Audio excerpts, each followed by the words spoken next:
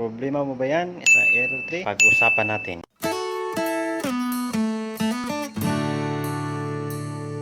Power off natin yung unit. HP Smart Tank 500 model. Kaya 500 series. Series yan. Antayin lang natin na mamatay ang power. Sige, tingnan natin kung ano nating magagawa nito. This is Favorite Tech and Tips. Let's go. Okay, ngayon ay na-power off na siya. Yan, plug muna natin. Tanggalan na natin yung mga screw. Huwag na natin patagalin pa. Ito ulit. 4 lang to. Kabilaan. Okay. Ito naman sa taas. Pantang taas.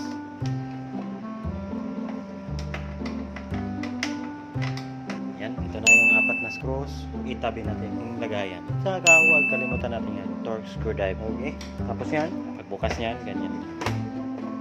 Ganyan lang kasimple. Tapos, pagbukas nyo, meron kayong makita dyan. Power cord, power cable, flex cable. Yan. Saka dito isa. Okay. Alisin na.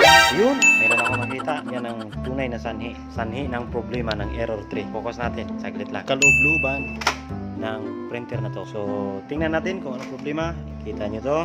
Meron siyang katlang sa may gitna.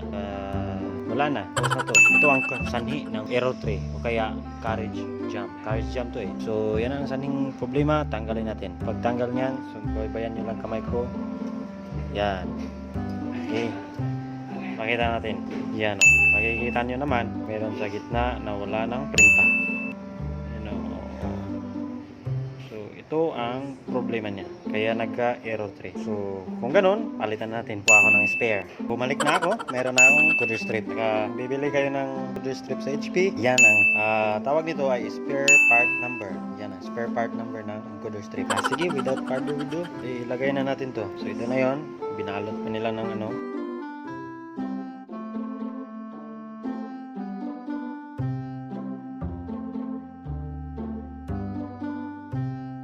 Ito na yung encoder strip. Kung bago yan. Okay. Balik natin. Tundan nyo lang yung video. Yan.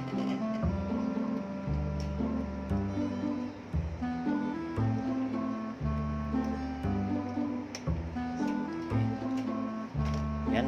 Pasok ka na. Testing natin kung okay ba. Balik natin to. So ngayon, power up na natin. Okay. Standby. Power on. Ito lang ang problema niya.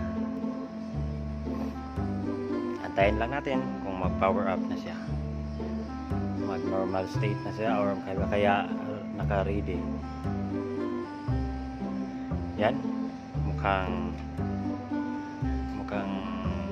Mukhang ayos naman siya. Yan. Meron tayong naririnig na noise. Printer noise. Antayin lang natin ng saglit. Saglit lang yan. Hindi yan maabot ng ilang oras. Preparation pa kasi yan. Okay. Parang okay na yung printer. Wala na siyang error 3. It is print natin kung talaga bang makapag-print ba tayo. Meron na akong scratch paper.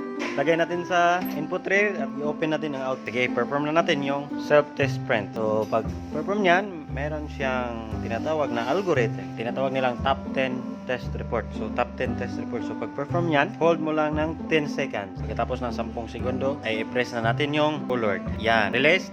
Release yung forward. Ibig sabihin, nagbe-blink na, magpe-print yan.